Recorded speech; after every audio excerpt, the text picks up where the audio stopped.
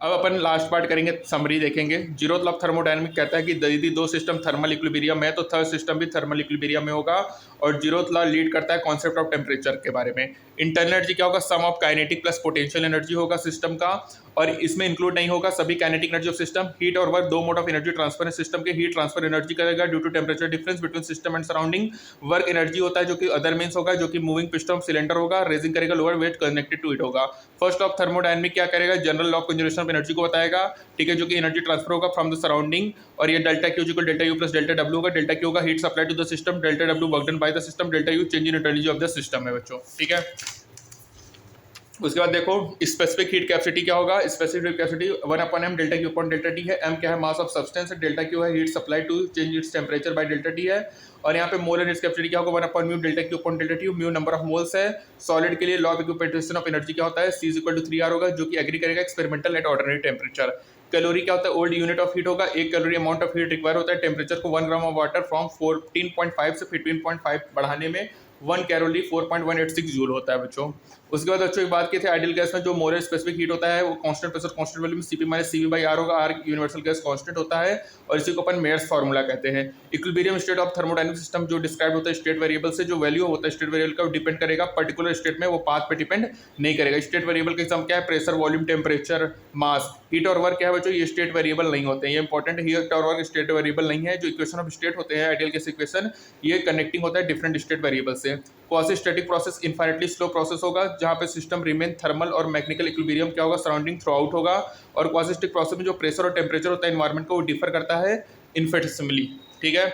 Isothermal expansion of ideal gas में from volume V2 temperature T heat absorb work done, यहाँ पे होगा mu R T ln V2 by V1 होगा। Adiabatic process में ideal gas PV gamma constant होगा, gamma Cp by Cv होगा। Work done by ideal gas in adiabatic change में क्या होगा, mu R T1 minus T2 upon gamma minus 1। Heat engine बच्चों device होता है जिसमें सिस्टम अंडर को करेगा साइक्लिक प्रोसेस, रिजल्टिंग करेगा conversion of heat into work होगा। और Q हीट एब्जॉर्ब होगा सोर्स के द्वारा, Q2 हीट रिलीज होगा सिंक के द्वारा। जो वर्क डन होगा W होगा, इफिशियंसी क्या होगा, W upon Q1 1 minus Q2 upon Q1 होगा, ठीक है। इफिशियंसी ऑफ किसका है बच्चों, हीट इंजन की इफिशियंसी का फॉर्मूला है, ठीक है। हीट इंजन है W upon Q1 1 minus Q2 upon Q1 होगा। उसके बाद बच्चों रेफ्रिजरेटर में या हीट पंप में सिस्टम एक्सट्रैक्ट करेगा heat Q2 from the cold reservoir और रिलीज करेगा Q1 amount heat to the hot reservoir. Work done W होगा। और यहाँ पे जो कोफिशिएंट ऑफ परफॉर्मेंस होगा Q2 upon W 1 minus Q2 upon Q1 minus Q2 होगा। सेकंड लॉ ऑफ थर्मोडायनामिक कुछ कॉन्स्टेंट के बारे में बताता है, केल्विन प्लैंक कांस्टेंट, और दूसरा होता है कैल्सियस स्टेटमेंट। कोई भी प्रोसेस पॉसिबल है जिसका sole result absorption of heat हो फ्रॉम रिजर्वायर्स और कंप्लीट कन्वर्जन हो हीट इनटू वर्क। कोई भी प्रोसेस पॉसिबल है जिसका sole result transfer of heat है from colder object to hotter object. और जो सेकंड लॉ इंप्लाई करता है कि कोई भी हीट इंजन की एफिशिएंसी 1 नहीं हो सकती और कोई भी रेफ्रिजरेटर की एफिशिएंसी इन्फिनिटी नहीं हो सकती। प्रोसेस रिवर्सिबल है यदि रिवर्स होगा कि बोथ सिस्टम और सराउंडिंग रिटर्न हो ओरिजिनल स्टेट में, और other changes in the universe spontaneous process nature में इरिवर्सिबल होगा। जो आइडियलाइज्ड रिवर्सिबल प्रोसेस होगा क्वासी स्टैटिक होगा, और यहाँ पे कोई भी डिस्पेटिव फैक्टर नहीं होगा, friction, viscosity etcetera. Carnot engine क्या है बच्चों, रिवर्सिबल इंजन होता है जो कि ऑपरेट करेगा between two temperature T1 and T2। The Carnot cycle consist करेगा टू आइसोथर्मल प्रोसेस, कनेक्टेड होगा दो एडियाबेटिक प्रोसेस है। जो एफिशिएंसी होगा 1 माइनस T2 अपॉन T1 होगा। कोई भी engine operating between two temperature efficiency greater than that of नहीं हो सकता बच्चों। कोई भी इंजन की एफिशिएंसी कार्नोट इंजन से ज्यादा नहीं हो सकती। यदि Q पॉजिटिव तो heat added to the system में, Q negative heat remove by the system. Work done positive तो work done by the system है, work done negative work done on the system है। कोफिशिएंट ऑफ वॉल्यूम एक्सपेंशन है AV है, K-1 है, unit है, ठीक है। Heat supply to the system delta Q ml2 T-2 होगा, जूल होगा यूनिट। रिमार्क क्या होगा, Q is not a state variable, specific heat है S है, L2T2 K-1 है, जूल पर केजी पर केल्विन होगा बच्चों। थर्मल कंडक्टिविटी K है, mlt 3 K-1 होगा, जूल पर सेकंड पर केल्विन होगा। H - K delta T upon dx होगा, ठीक है बच्चों। उसके बाद पॉइंट्स टू फाउंडर में आ जाइए। टेम्परेचर क्या है, बॉडी रिलेटेड होगा एवरेज एनर्जी, जो कि काइनेटिक एनर्जी ऑफ मोशन और फिर सेंटर मास से रिलेटेड नहीं है। बुलेट फायर कर रहा है गन से तो ये नॉट अ हाई टेम्परेचर होगा क्योंकि इसकी हाई स्पीड नहीं है। इक्विलिब्रियम जो होगा थर्मोडायनामिक, उसका मतलब होता है जब माइक्रोस्कोपिक वेरिएबल जो होगा थर्मोडायनामिक में वो डिपेंड ना करे टाइम पे। इक्विलिब्रियम मैकेनिक्स में होता है कि यहाँ पे नेक एक्सटर्नल फोर्स और टॉर्क क्या हो सिस्टम पे जीरो हो। स्टेट ऑफ थर्मोडायनामिक इक्विलिब्रियम में जो माइक्रोस्कोपिक कॉन्स्टिट्यूएंट होता है सिस्टम का, वो इक्विलिब्रियम में नहीं होगा। हीट कैपेसिटी होता है वो डिपेंड करेगा प्रोसेस ऑफ सिस्टम से, जहाँ पे हीट सप्लाई हो। आइसोथर्मली क्वासी स्टैटिक प्रोसेस में हीट एब्जॉर्ब इस सिस्टम में इक्विलिब्रियम स्टेज होगा, सेम टेम्परेचर होगा सराउंडिंग रिजर्वायर से।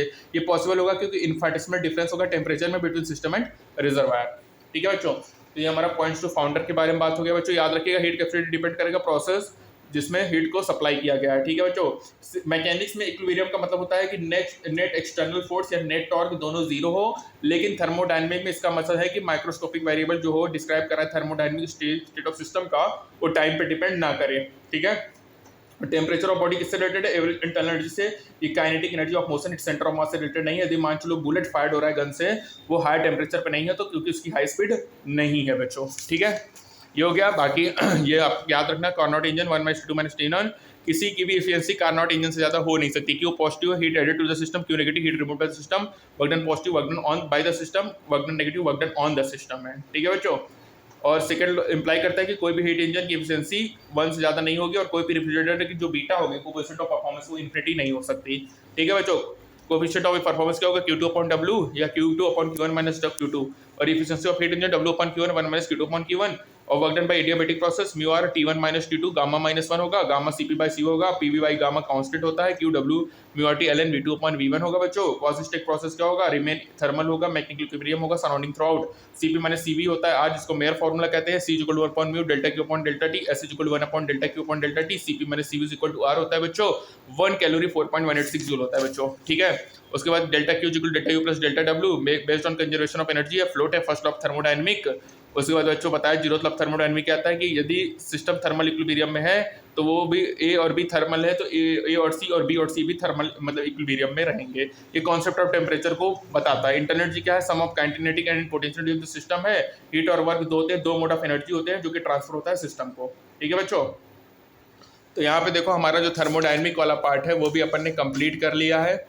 ठीक है, अब अपन इसका एक लास्ट पोर्शन और बनाऊंगा जिसमें मैं आपको इसका इंटरेस्टिंग फैक्ट का एक्सट्रैक्ट निकाल के दूंगा। ठीक है बच्चों, तो आज के लिए इतना ही। Thank you so much.